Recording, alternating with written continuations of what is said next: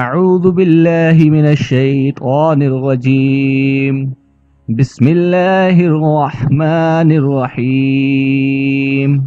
حضرت ابو ہریرہ رضی اللہ تعالیٰ عنہ سے روایت ہے کہ رسول اللہ صلی اللہ علیہ وسلم نے فرمایا، جو شخص رمضان کا ایک روزہ بھی بلا عذر، سفر اور مرض کے بغیر چھوڑ دے، پھر مدت العمر اس کی تلافی کے لیے روزے رکھے، تب بھی ایک روزے کی کمی پوری نہ ہوگی۔ ماہ رمضان کی فضیلت حضرت محمد صلی اللہ علیہ وسلم نے کیا بیان فرمائی ہے۔ حضرت محمد صلی اللہ علیہ وسلم نے فرمایا، روزہ ایک ڈھال ہے جس کے ذریعے سے بندہ جہنم کی آگ سے بچتا ہے۔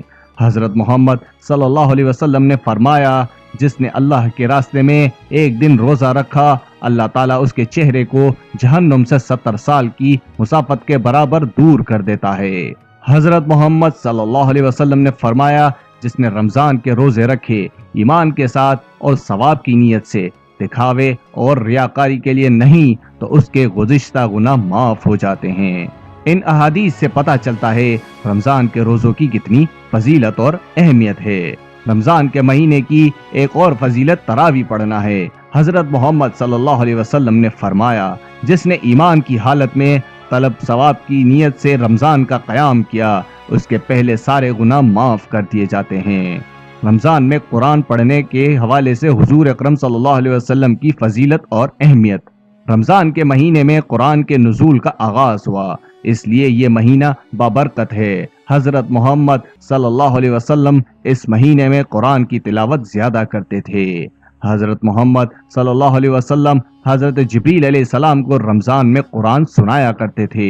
جس سال آپ صلی اللہ علیہ وسلم کی وفات ہوئی، اس سال آپ صلی اللہ علیہ وسلم نے 2 بار قرآن حضرت جبریل علیہ السلام کو سنایا۔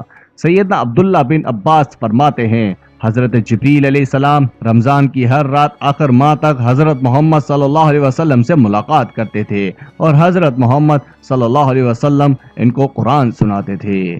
حضرت محمد صلی اللہ علیہ وسلم نے فرمایا، روزہ اور قرآن قیامت کے دن بندے کے لیے سفارش کریں گے۔ رمضان المبارک میں کثرت سے دعا کرنا۔ رمضان میں اللہ تعالیٰ نے انسان کو رمضان کے احکام و مسائل کے درمیان دعا کرنے کی ترغیب دلائی ہے، اور اے نبی، جب میرے بندے آپ صلی اللہ علیہ وسلم سے میرے بارے میں سوال کریں تو بے شک میں قریب ہوں، میں دعا کرنے والوں کی دعا قبول کرتا ہوں۔ جب بھی وہ مجھ سے دعا مانگیں گے، پس چاہے کہ وہ میرے حکموں کو مانیں اور مجھ پر ایمان لائیں تاکہ وہ ہدایت پائیں۔